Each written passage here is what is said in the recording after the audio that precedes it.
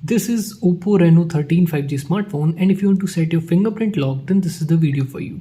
Simply open your settings, scroll down and then click on security and privacy.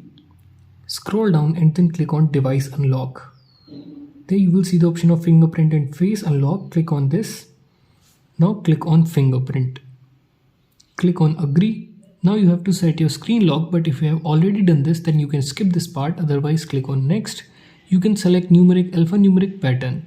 Here I am selecting pattern. It will give you an important notice. Wait for 5 seconds and then click on next.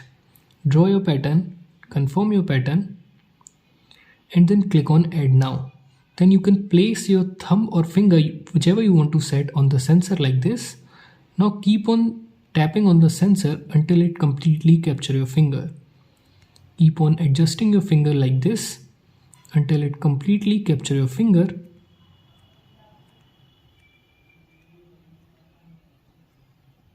After this, click on done. If you want to set your face lock, you can also do this. Otherwise, click on cancel. Now you can simply unlock your smartphone with the help of your fingerprint like this.